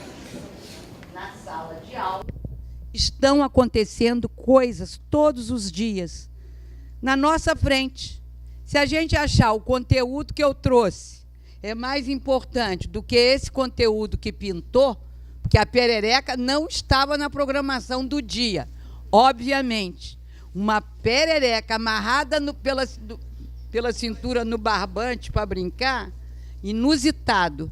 Você foi lá e pegou o gancho e trouxe para a sala de aula. Isto é um método, porque o método é aproveitar todas as situações vividas. A professora que levava os meninos para a areia, depois escrevia sobre o que viveram na areia, né? Hoje o mar está manso. Não tinha onda. É um pequeno texto que eles viveram. Alguém falou, tia, o mar hoje está manso, nem tem onda. Então tá, isso vai para o nosso texto hoje. Foi vivido na hora. Boa noite, gente. Eu queria trazer uma experiência que a gente viveu com a turma daqui do curso de Pedagogia, no ano passado, no projeto PIBID de iniciação à docência, com as bolsistas de iniciação à docência na Escola Municipal Júlia Cortines. Bom, meu nome é Carmen Pérez, esqueci de falar que a gente... alfabetização agora, minha turma está até por aí. E nós trabalhávamos com crianças de 6 anos, né? Primeiro ano de escolarização. E a proposta do projeto é de criança para criança. A criança faz o seu próprio material, no qual ela aprende e ela ensina e passa para outros. Então, isso tem desde uma revista eletrônica, trabalhando com as produções deles, até esse livro que nós fizemos com as crianças. Um livro de história que começou, as bolsistas começaram uma história. Então, o livro era um grande livro de papelão, né, pedaços de papelão grandes, e tinha um cenário montado, né? A primeira página do livro, ela tinha uma história já iniciada pelas bolsistas. A história da Lia era uma menina que não tinha nome, as crianças deram nome ao personagem, que morava numa cidade, ela saiu para passear e começou a chover. E choveu, depois a chuva passou, veio o sol e apareceu um arco-íris. Quer dizer, essa primeira página, essa primeira parte da história apareceu de uma experiência das crianças vividas na hora do recreio. Quando apareceu o arco-íris, eles ficaram encantados. Vem para cá, passa para cá, porque senão ninguém passa aqui. Aí a proposta era a seguinte, não tinha ilustração no livro, tinha a história, e as imagens, e era uma folha de papelão coberta com EVA, né? E os velcros. Então, eles fizeram a menina, a cidade, as nuvens, o arco-íris, e as crianças iam montando a cena a partir dessa primeira história contada pelas professoras. Só que a história não acabava, aconteceu o arco-íris. E aí o que aconteceu com a Lia? Lia foi o nome que as crianças escolheram para a menina. A Lia, eles deram um mote para o segmento da história. Bom, a Lia resolveu, já que ela viu o arco-íris, ela resolveu conhecer o arco-íris. E aí o que aconteceu? O arco-íris tinha as diferentes cores, as 7 cores, o espectro do arco-íris. Bom, na semana seguinte, essa história tinha que continuar. Ia continuar como? No mundo amarelo, porque era a primeira cor do arco-íris. E o que tem nesse mundo amarelo? Ah, tem banana, tem gelatina de abacaxi, tem suco de laranja. E aí eles começaram a fazer um levantamento de tudo que tinha de amarelo no mundo. E esse material, essas coisas amarelas, apareceram no cenário. Então, o cenário foi produzido pelos professores. Aí tinha uma outra página do livro. Esse livro está até aqui, eu nem sabia, podia ter trazido. Era uma outra página do livro, toda em amarelo, em que todo o cenário era amarelo. Né? Então, a banana era colada com velcro, a gelatina, o sol, as coisas amarelas. Só que o texto, eles falaram do que tinha no mundo amarelo. Mas e a história? Então, a partir desses elementos que eles foram compondo, eles foram construindo a história. E aí, no mundo amarelo, a Lia entrou no mundo amarelo, encontrou muitas coisas amarelas, um pé de banana, uma bananeira, que tinha bananas amarelinhas, estava muito sol. Bom, a história foi sendo construída, contada pelas crianças. Só que elas contavam essa história na roda. E como é que nós vamos escrever essa história? A gente não pode escrever porque a gente não sabe escrever. Então, as professoras escreviam a história, né? As meninas, à medida que as crianças falavam, elas escreviam a história, mas a gente pode ler. Claro que a gente pode ler porque a gente inventou a história. Né? E assim foi feito. Eles foram, a cada aula, as crianças recapitulavam a história, a página anterior do livro, tinha leitura no quadro, né? E com isso eles escolhiam o que eles iam escrever. Começavam pelas cores dos mundos e os elementos que faziam parte dessa página que era colocada, porque também era muito lúdico, porque como tinha os elementos, a história também podia mudar, porque você podia colocar ou tirar enfim, quer dizer, não tinha um texto fixo, era um texto que era construído com as crianças, e algumas palavras e frases que elas elegiam participavam do texto da história. E assim foram para os 7 mundos. Só que quando chegou no mundo azulão, que é o azul, porque tem o azul turquesa, mas tem o azulão, o azul quase que marinho. Bom, eu quero ver agora como é que eles vão sair dessa. E aí a proposta das crianças foi exatamente, a Lia entrou no mundo de terror. Então tinha o fantasma, que o lençol era azul, tinha a caveira, também azul, tinha o caixão. E nesse mundo azul, ela ficou tão apavorada, e ela foi atacada por dragões que soltavam fogo azul, porque isso tudo é o texto das crianças, que ela morreu. Eu falei, bom, agora eu quero ver que acabou a história. Mas ainda faltava o mundo lilás. Não acabou as cores do arco-íris. E agora? Como é que vai ser? Bom, a proposta é agora. Então, acabou a nossa história. Não, você não sabe que esse mundo é mágico? Ela foi queimada por um dragão, que era uma criatura sobrenatural, azul, com fogo azul. Mas como era sobrenatural, isso virou um sonho dela. Então, ela sonhou que ela morreu. Então, e aí ela morreu e acordou no mundo lilás.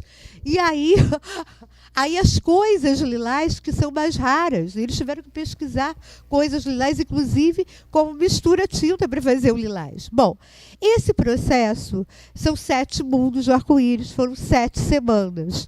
E sem brincadeira, gente, ao final de 7 semanas as crianças já liam e escreviam frases completas, ainda frases ligadas à história. Não ligadas ao texto que elas construíram. Mas, a partir dessas frases e desse texto, que era colocado na roda toda semana, e a história mudava, mesmo tendo já um resumo dessa história escrita por eles, né? Esse resumo é o que consta no livro, mas essa história mudava, e a partir dessas 7 semanas, eles deslancharam no processo de leitura e escrita. Eu nem pensei nessa experiência antes, porque o livro está aí, acho que até a gente doou lá para o laboratório, mas o livro está aí, um livro enorme, porque também chama atenção por causa disso, porque era um livro enorme, porque são páginas de papel cartão soltas e presas com argola, de forma que você pode também, inclusive, trabalhar individualmente.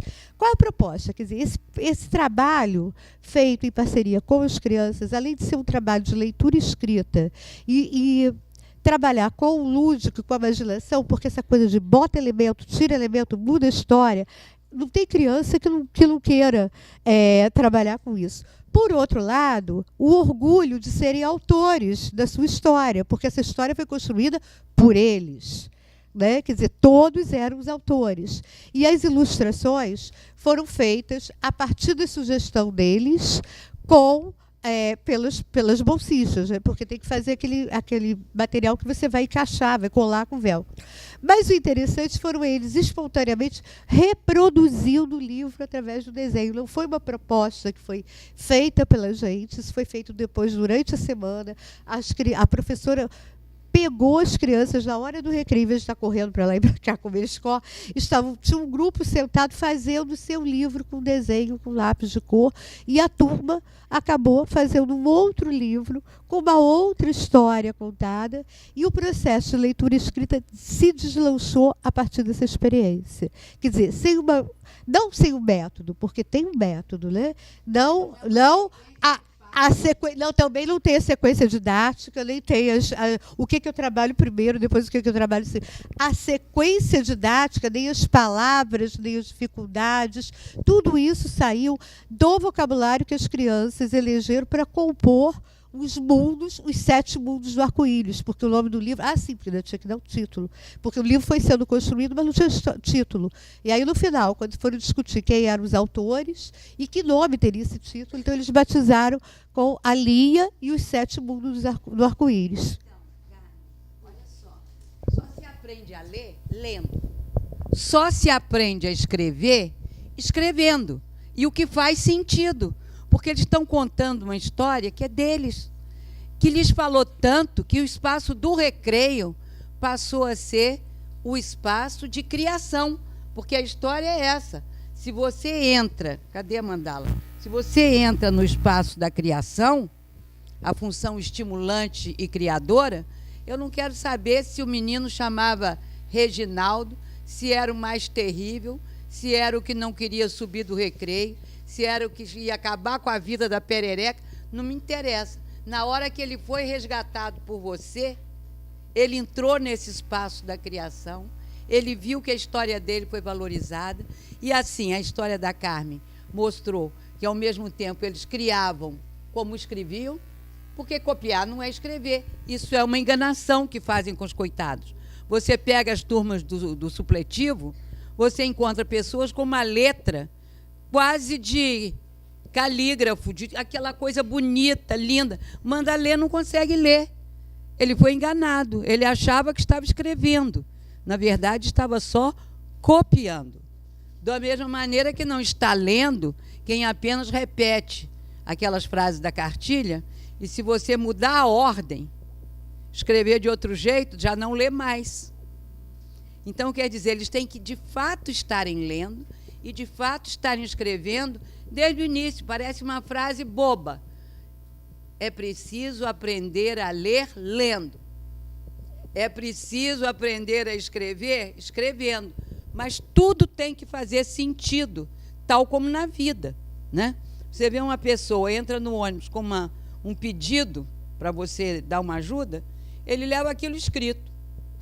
Alguns já levam escrito no computador, mas tem quem leva escrito à mão, né? Ele sabe o sentido da escrita. Agora, fazer por fazer, só para fazer dever, só serve mesmo para cansar a mão. De vez em quando a criança fala assim, eu estou com a mão doendo. Está mesmo, com a mão. Aliás, ninguém fala doendo, né? Porque a criança come o D. Fala como? Estou com a mão doendo. Não, mas vai fazer mais. Não é? Temos que ganhar o menino para esses mundos. Quem mais quer falar? Você vai fechar uma história daquele jeito. Depois. Não, só eu acho interessante essa coisa do a gente aprender a ler, lendo e escrever, escrevendo, porque, inclusive, essa coisa da preocupação, não, mas a gente tem, né, tá lá na educação infantil, já está preocupado com o vestibular. E eu queria muito que a escola se preparasse com o que acontece com a vida depois do vestibular. Porque, por exemplo, a gente que trabalha aqui na universidade, né, passamos pela universidade, que continuamos aqui, é interessante a gente ver como a gente foi alfabetizado, passa pela escola inteira, né, trabalhando com a escrita, quer dizer, os que conseguiram ser alfabetizados, né, diz assim, parabéns, você sabe ler e escrever.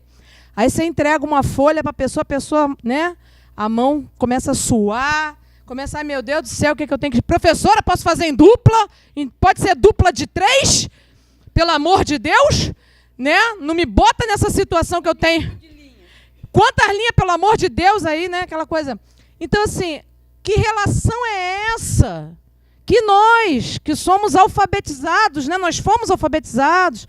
Que relação é essa que nós, pessoas que sabemos ler e escrever, estabelecemos com a leitura e com a escrita, né?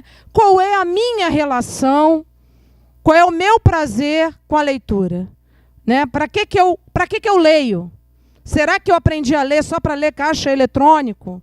Será que eu aprendi a ler só para ler o nome do ônibus? Quer dizer, realmente, para que eu aprendi a ler? O que eu faço com essa minha leitura? E o que eu faço, quer dizer, como é que eu, professora, me vejo nesse lugar de autora? Né? Essas crianças que vão e produzem um livro e se descobrem nesses lugares de autoras. Quer dizer, o empoderamento dessas crianças é uma coisa que não é só aprender a ler e escrever. É se descobrir nesse lugar de quem tem o direito de se dizer. E isso ninguém vai tirar delas. Né? Essa legitimidade ninguém tira delas. Então, eu queria deixar essa reflexão, né? Que leitores e que escritores somos nós, professoras e professores. Porque eu primeiro preciso responder essa pergunta para mim. Porque eu não alfabetizo outra pessoa sem ter essa clareza de que leitora e de que escritora, como é que eu me vejo nesse lugar. Que alfabetizado sou eu para alfabetizar o outro. Olha, eu trouxe esse livro não por acaso. Porque esse livro tem a história mais interessante que eu já li sobre uma experiência de formação de leitores. A professora dava aula num colégio daqui de Niterói, o Liceu, e fundou com os meninos o Clube do Livro. E resolveu não dar aula nenhuma de língua portuguesa. Ou seja, dava aula de língua portuguesa através da literatura. Veio a diretora. Ué, você não está dando conteúdo? Estou dando conteúdo através da literatura. Sim, mas eles vão fazer vestibular. Bom, o ano que vem, eles se preparam para o vestibular. Esse ano, eles estão se preparando para ser leitores-autores. E o que aconteceu? O ano passou, ela obteve um afastamento para fazer doutorado, e um belo dia, ela foi chamada pelo Jô Soares para dar uma entrevista. Um dos alunos desse Clube do Livro viu e pegou o endereço eletrônico dela, o e-mail, entrou em contato e ele foi chamando outros e outros e outros. Um belo dia, 20 alunos dessa turma estavam na sala dela e começaram a contar de sua vida. O que aconteceu por eles terem aprendido a gostar de ler. Aqui nessa universidade, um belo dia, um menino falou assim para mim: Eduíde, você não está sendo coerente. Você quer que todo mundo goste de ler. Eu digo, eu não quero. Eu digo para você que será muito bom para você. Por tudo. Porque o livro traz tudo que você precisa para se entender no mundo, entender o mundo, ter uma capacidade de juízo sobre o mundo melhor. Tudo vai te engrandecer e melhorar a sua vida. Agora, você tem a sua escolha. Mas eu sou da cultura popular, digo, também sou. Eu leio Bakhtin há tantos anos, porque eu amo a cultura popular. Eu amo a cultura popular, mas eu não posso dizer que é uma coisa ou outra. Não é a tradição oral ou a tradição escrita. É a tradição oral, a cultura oral e a cultura escrita. Agora, se você preferir ficar com um lado só, você se empobrece. Agora, a escolha é sua. Daí ele me escreveu um texto, rebatendo os meus argumentos. Na aula seguinte, eu falei, ó, maravilha, se você se sentiu instigado a me responder por escrito, eu me dou por paga, porque eu te provoquei e você escreveu. A gente escreve para defender ideias, a gente escreve para criar situações. Agora, a gente não escreve para reproduzir o que o outro falou, porque aí o outro já falou, deixa ele falar, você cita, né? Então, assim, às vezes as pessoas querem dizer que não faz falta. Faz falta. Nós vivemos numa sociedade letrada. Ah, mas e se eu for lá para o Juruá, como eu já fui, uma tribo indígena? Sabe com o que eu me deparei? Com um centro deles de convivência. Nesse centro tinha computador, nesse centro tinha impressora e ainda me venderam livros bilíngues. Uma página na língua deles e, do outro lado, em língua portuguesa. Porque o desafio desses meninos que não têm um currículo fixo, que saem do meio da aula para ir caçar, tudo isso eu vi lá. Ah, que hora que a aula acaba? Quando dá fome. Quando dá fome, a aula acaba. Está na hora de almoçar. E se chegar alguém dizendo que passou uma caça, sai todo mundo, inclusive o professor, atrás da caça. Entendem? Eles têm uma concepção de mundo totalmente diferente da nossa, mas eles entenderam que era preciso registrar seus mitos, suas tradições, suas histórias. E um deles me disse, onde é a biblioteca? Eu perguntei. Aí eu cheguei no lugar mais feio da tribo, era a biblioteca. Um lugar fechado, só com uma treliça assim no alto, as salas de aula lá todas abertas. Em vez de janela, treliça. Corredor do lado de fora. Mas assim, quando chove, é bom. Chuva é dádiva. Então, todo mundo na chuva. Todo mundo no vento. Tudo bem. Agora, a biblioteca era horrorosa. Toda mal arrumada, pilhas e pilhas e pilhas de livros. Eu digo, mas vocês leem aqui? E era pequena, muito pequena. Disse, não, livro guardado. Tipo, livro Arca do Tesouro. E quando vocês querem ler? Pega livro, senta debaixo da árvore e pronto. Então, a biblioteca era como uma caixa do tesouro. Está ali, guardado. Agora, quando alguém quer ler, na verdade, um livro fechado não é nada. O livro só começa a ser livro quando um leitor toma o livro em suas mãos, abre e começa a ler, gostando, não gostando, brigando com o autor, né? Vocês, quando recebem um texto, não gostei. Só leem 3 páginas. É um terror isso, hein? Ler 3 páginas é não dar ao texto a oportunidade de ganhar vocês. Porque mesmo os livros de literatura podem não ganhar nas primeiras linhas. Vocês têm que ir continuando. Né?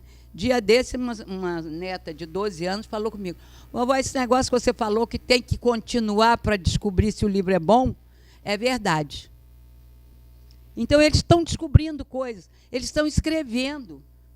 Pegam textos, alguns meninos iniciam, algumas meninas iniciam, outros vão dando continuidade. eles estão produzindo muito, sabia? Eu não sei se as aulas de português incorporam a produção, a riqueza da produção deles pela internet. Não sei dizer, porque eu não estou mais entrevistando professoras nesse nível de quinta a oitava. Mas o fato é que eles estão escrevendo. Então, veja, a história mais bonita que eu li é essa, porque todos os 20 alunos que apareceram, de escola pública, estão em funções muito bem remuneradas, se é que a sociedade só pensa em dinheiro, mas que eles têm prazer de dizer que aprenderam a gostar de ler, são leitores, compram livros, trocam livros com amigos. Ciranda de livros. Ah, livro é caro. Tá bem, não é prioridade absoluta, porque, em muitas casas, faltam as coisas essenciais. Mas, olha só, tem um monte de livro vendido ali por R$2, não é verdade? E não só isso, você entra na estante virtual, você encontra livros baratíssimos, e não só isso. Todos os autores que faleceram há mais de 100 anos estão no domínio público. Então, você entra e procura contos consagrados de Machado de Assis, lê todos os contos, que são cada vez mais atuais, não perderam atualidade coisa nenhuma. Não é? Então, assim, mas não tenho tempo para ler. O tempo a gente inventa porque a gente gosta. Diz a verdade. Quando você gosta de alguma coisa, você arruma o tempo. Agora, se você não gosta, me esquece, eu não vou ler nada. É só porque a professora quer que eu leia? Também acho que ninguém deva ler porque a professora quer que eu leia. Aí só serve para fazer prova, né? Aqui na faculdade, por exemplo. Todo mundo tem que fazer prova. Se não fizer a leitura exigida, não vai passar. Então, vai ler. Mas isso, às vezes, nem acrescenta. Porque você não dialoga com o livro, você não discute com o livro, você não diz, eu não concordo com essa ideia. Por que eu tenho que concordar com essa ideia? Eu adoro aluno implicante, rebelde. Chega assim, não gostei desse texto, achei muito esquisito, não concordo com essa ideia. Que ótimo. Então, defenda a sua. Defender uma ideia já é fantástico. Só pode defender ideia quem já leu bastante, pensa, medita. Senão vai ser o quê? Não é que ele não vai ter emprego, ele não vai ter possibilidade de, como ser humano, alargar seus horizontes. Não tem nada mais triste do que você viver confinado. A perereca não quer viver presa no arame, no cordão, nem nada. E nós queremos ficar presos com a nossa cabeça, sem abrir janelas para o mundo. Olha a linguagem do computador. Abrir janela, não sei o que lá, janela. Você tem que buscar caminhos livres, possibilidades de você crescer. E se você não cresce, porque não se dá esse direito, seus alunos vão ter esse direito? Porque nós precisamos crescer para estimular que nossos alunos cresçam. Não é em centímetros, é em ânsia de conhecimento, em vontade de descobrir coisas. E, sabe, fazer aquilo que gosta, pelo menos, porque quando você faz uma coisa que você gosta, você leva aquilo às últimas consequências. Né? É incrível como que as crianças que se interessam por cultura egípcia pesquisam coisas fantásticas. Aí sabem mais que os professores. Que ótimo que eles venham sabendo mais do que nós e podendo compartilhar com os alunos, com os colegas, o que eles estão descobrindo. Na verdade, não tem ser humano que não queira descobrir alguma coisa, que não tenha curiosidade, sabe? Se não tem, é porque a curiosidade foi aterrada, simplesmente aterrada. Então, vamos redescobrir fantasia, criatividade, ludicidade, tudo isso que está ali posto como ingredientes. Agora, a massa, vocês é que vão fazer. E não tem uma receita.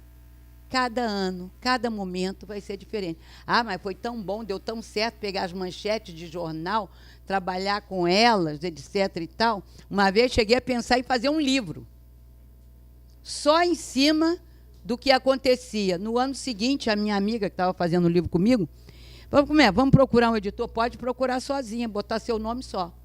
Por quê? Porque está igual café requentado e pão dormido. Ninguém está interessado em Piquet, porque nesse ano Piquet não está por cima dos anos. Então não dá para falar em Piquet esse ano. Esse ano não dá para falar em Olimpíada, porque não está tendo Olimpíada. Então, assim, foi um trabalho enorme que nós tivemos. Nós criamos um livro, porque não queríamos usar os livros que existiam. E depois ficou por isso mesmo. Não valeu mais. Valeu porque essa experiência nos enriqueceu para outras experiências. Eu não sei a quantas está o nosso horário. 10 para as 8. Eu não sei do tempo de vocês. Quem mais quer falar aí da plateia? Da plateia que conversa, né? Todo mundo conversa. Venha lá. Aqui, ó, pega por aqui, porque senão ele vai derrubar tudo aqui. Um fio trançado no outro. Boa noite, gente. Meu nome é Thaísa. Sou aluna da Carmen, estou fazendo alfabetização com ela. Mas eu queria falar um pouquinho sobre a minha experiência. Eu sou professora da Rede Municipal do Rio de Janeiro. Faz mais ou menos 1 ano que eu estou lá. Trabalhei com um contrato na Rede de Niterói por alguns anos também.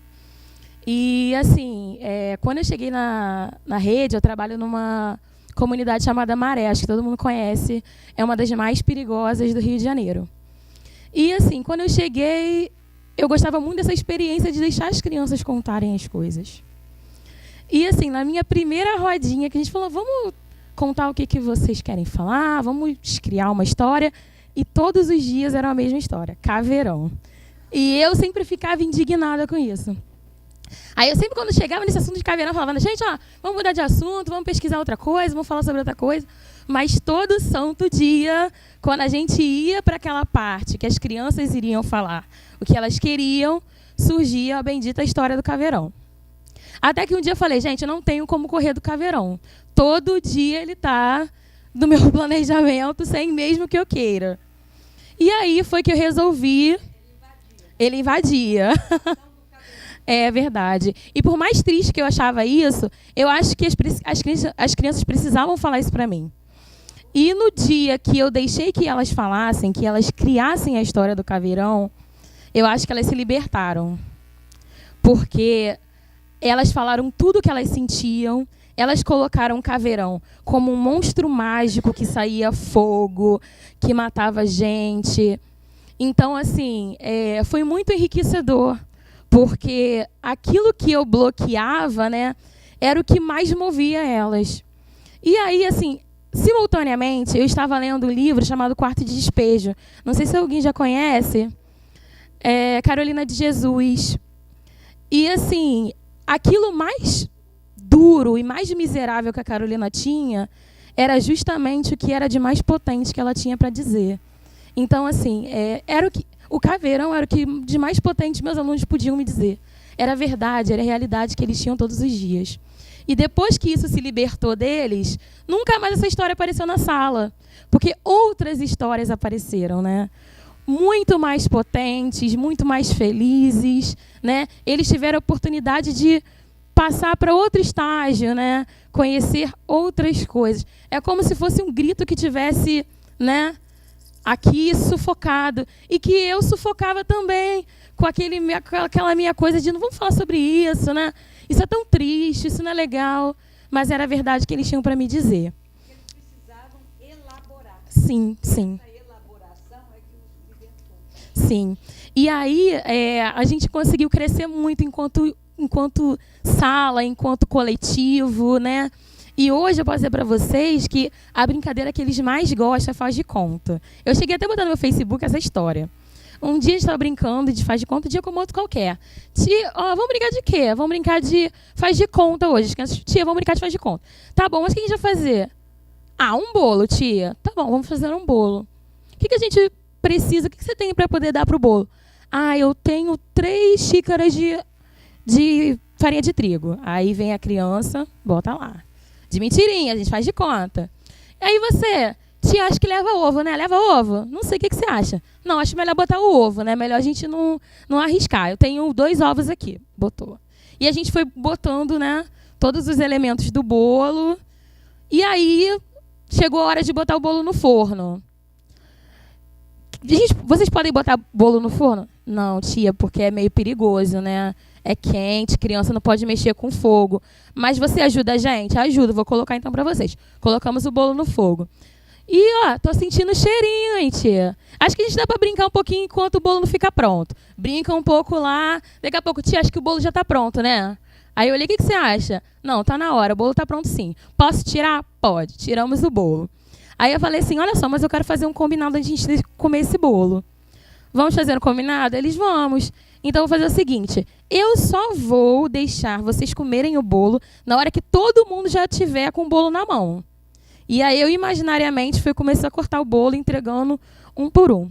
Quando eu estava na metade do bolo, né, distribuindo para as crianças, escuto uma voz. Tia! Eu olhei.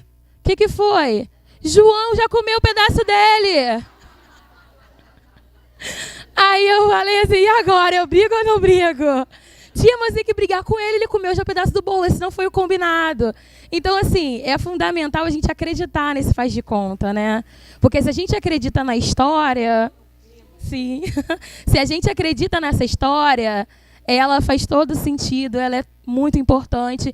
E para finalizar com Carolina de Jesus, tem uma frase dela que eu acho muito legal, que é assim, quem não tem um amigo, mas tem um livro, tem uma estrada. E a gente está construindo a nossa lá na Maré. Obrigada.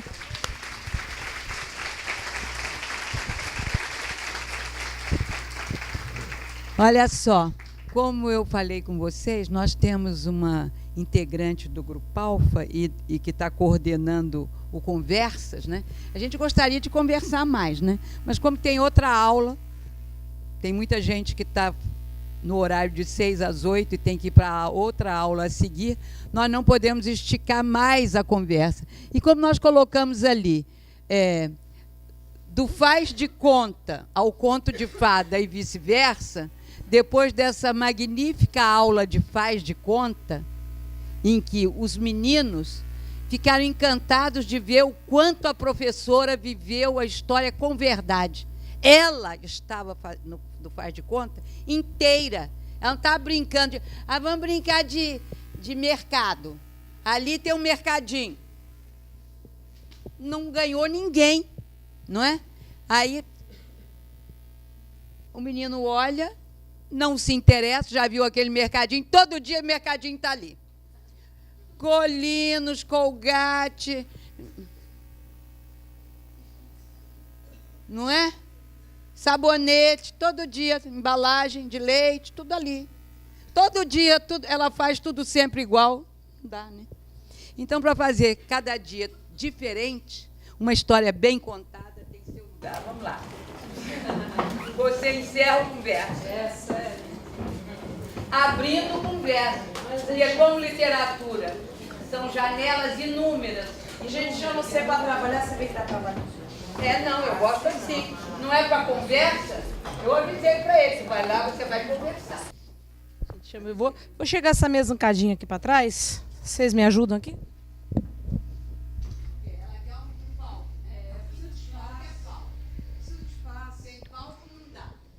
Eu sou espaçosa, vocês já sabem disso. Então,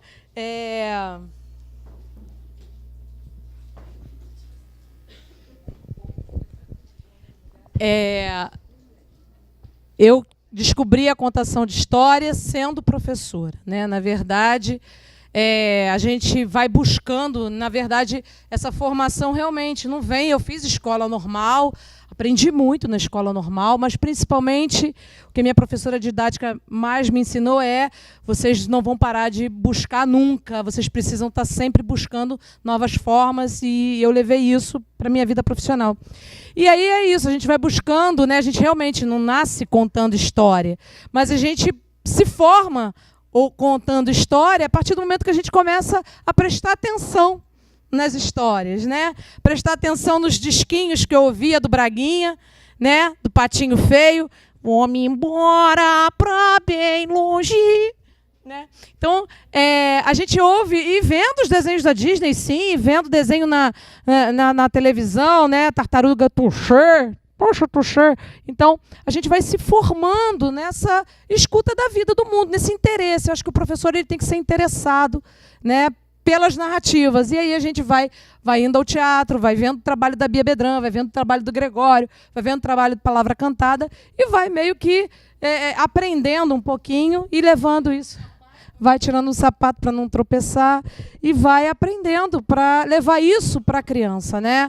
Então, eu levei a contação para a educação infantil e depois, quando professora alfabetizadora, era minha companheira inseparável. Não era contar história para passar tempo, para volta calma, era contar história, porque o contar história era o grande movimento de afeto, né, de relação que se estabelecia na sala de aula.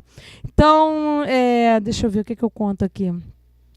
Vou contar 2 histórias. Uma que eu contava para os adultos do EJA. Contava história. Porque eu alfabetizei adulto na EJA também. E os adultos da EJA gostavam muito de ouvir histórias. Então, no final da aula, também sempre tinha um momento de contar histórias. E a gente, né, tem sempre uma diferença muito grande entre ler uma história e contar uma história. E a narrativa oral, que eles também estavam muito acostumados. Eu tinha muitos alunos que tinham memórias, né, das narrativas orais das suas regiões, muitos alunos vindo do Norte e Nordeste. Então, eles gostavam muito de ouvir histórias contadas da narrativa oral. E quando eu li histórias para eles. E as crianças também gostavam. Então, eu vou contar a primeira história que eu contava para os adultos. É uma história do folclore, chama-se O Padre, o Doutor e o Caboclo. Então vinha pela estrada, numa carrocinha, bem à noite, o padre, o caboclo e o doutor. Os 3 homens já estavam viajando há muito tempo, já estava batendo um cansaço, a noitinha caindo, viram um casebrezinho assim e resolveram então passar a noite naquele casebre, né? Mas estavam 3 homens famintos e para comer só tinha um pedacinho de queijo. E aí aquele pedacinho de queijo não ia dar para matar a fome de 3 homens. Então, o padre, homem estudado, ilustre, teve uma ideia, né, conciliatória, uma boa ideia, e falou: proponho que a gente vá dormir.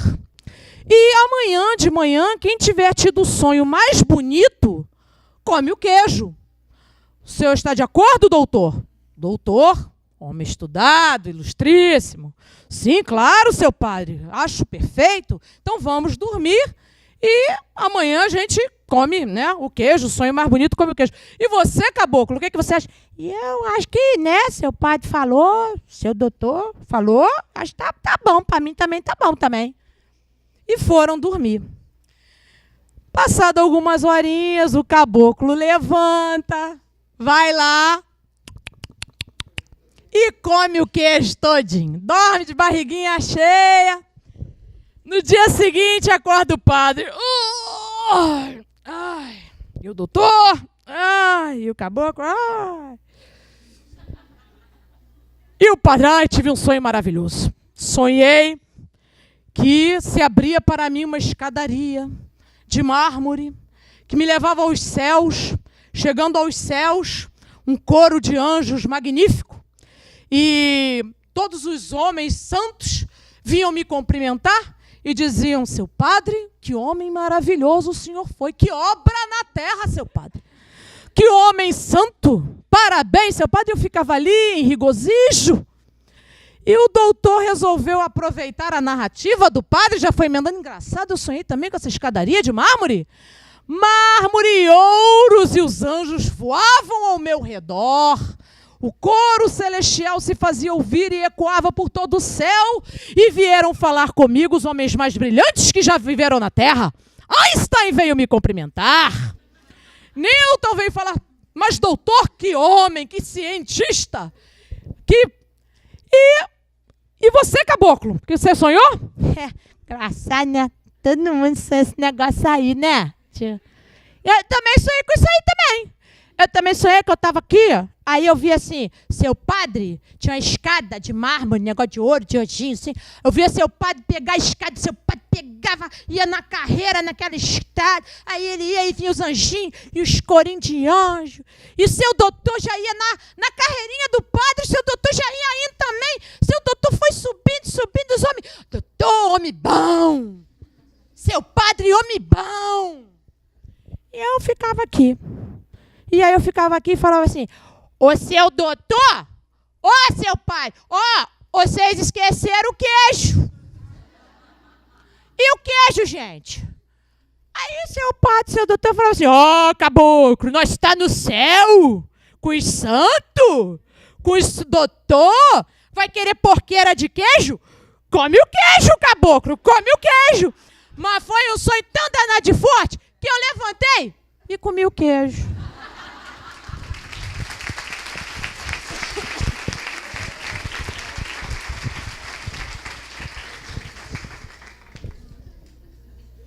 Do EJA, eles falavam assim, eu vou aprender a ler que eu quero contar a história assim, igual a senhora. Olha só, que maravilha. Ganhou sentido aprender a ler, que antes era só dever de escola. Falava assim mesmo. Um dia eu vou aprender a ler, que eu vou ler essas histórias, eu vou contar assim igual a senhora. Falei, vamos embora. Para a criança, o que mais faz sucesso é o Campo Santo, né? Gravado pela Bia Bedran. Então, era uma vez, é claro que as crianças do CIEP adoravam, fui professora também do CIEP. As professoras do CIEP já não gostavam tanto quando eu contava história na minha sala com aquela meia parede, já era meio problemático, mas enfim. Era uma vez um menino que era muito malcriado. Mas ele era um menino, nossa, levado, danado, ai, respondão, sabe? Toda vez que alguém falava assim, meu filho, faz isso que a mamãe está pedindo. Não vou fazer, não faço nada, ninguém me manda nem minha... Quando falavam para ele, filho, não faz assim não tá bonito. Eu quero saber, não, eu vou fazer, não tô nem aí para você, eu faço, ninguém manda nem mim. Bom, esse menino morava numa cidade que tinha um lugar chamado Campo Santo. Era um lugar muito sagrado, muito misterioso, um lugar que nem os homens mais valentes tinham coragem de passar nem na porta. Mas o danado menino cismou que ia tal do Campo Santo. E palhaçada, Campo Santo, Campo Santo. Mó bobeira, negócio de Campo Santo. Gente boba, Campo Santo. Eu vou no Campo Santo. Menino, não vai no Campo Santo, menino. Eu vou no Campo Santo. Menino, não vai. Eu vou. Um dia, quando não tinha mais ninguém olhando, o danado menino fugiu e foi. Abriu os imensos portões de ferro.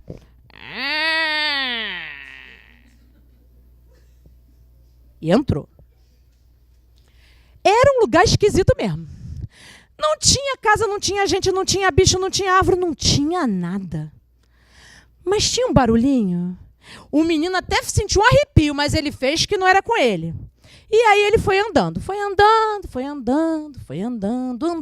Andou. Quando ele chegou lá no meio do Campo Santo, ele abaixou e fez um cocôzão. E saiu todo satisfeito com a arte que tinha feito. Falei, eu sou demais. Eu vim da fiz cocô no Campo Santo. Ai, ninguém pode comigo, não. Eu tô demais. E saiu todo satisfeito, saiu andando. Mas, de repente, ele começou a ouvir uma musiquinha, sabe? Lá atrás dele, assim... Oi, cangoi, tindole, tate, camburambucha. Oi, cangoi, tindole, tate, camburambucha. E o menino? Quem tá falando aí, ó? Vou tirar sangue, hein? Quem tá falando aí, ó? Palhaçada, ó, comigo não, hein? Mas quando o menino olhou para trás, era o cocô dele, cantando e pulando em bolinha. Oi, cangoi, tindole, tate, camburambucha. Oi, cangoi, tindole, tate, camburambucha. E o menino, ai meu Deus do céu, mas que é isso? Mas cocô não canta, cocô não pula, cocô não faz, cocô fica cagado. Ai meu Deus, eu vou correr. E o menino saiu correndo. O menino saiu correndo e o Cocô saiu correndo atrás dele. Oi, cangoi, tindole, tate, camburambucha. Oi, cangoi, tindole, tate. E o menino, ai meu Deus do céu, esse Cocô não para nunca. Todo mundo vai saber que fui eu. Que fui eu que Cocô nunca passando. Mas o Cocô cantava e pulava em volta do menino feliz. Oi, cangoi, tindole, tate, camburambucha. Esse Cocô não para, Ah, mas ele vai parar. Quer ver que ele vai parar? Ah, mas ele vai parar. E o menino abaixou e ele, ó. Pá. E o Cocô cantava e pulava na mão do menino. Oi, cangoi, tindole, tate, camburambucha. Oi, cangoi. Esse Cocô não para, Ah, mas ele vai parar. Quer ver? Comigo não, ele vai parar. E o menino...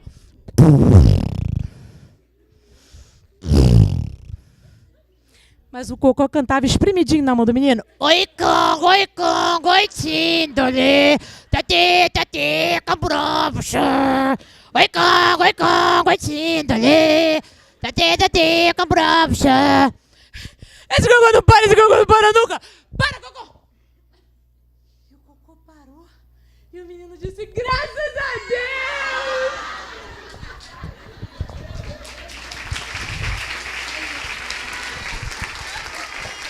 Obrigada. Olha só, gente. Ludicidade, brincar, imaginar, rir, a escola aberta à vida. Se vocês levarem isso como uma pista, e a literatura sem adjetivo, não é infantil, não é isso, não é aquilo, não é oral, não é escrito, é literatura. Algo tão bom que emociona, faz rir, faz chorar e inunda a nossa vida de tantas coisas boas. Acho que o encontro foi bom porque vocês fizeram um encontro muito bom.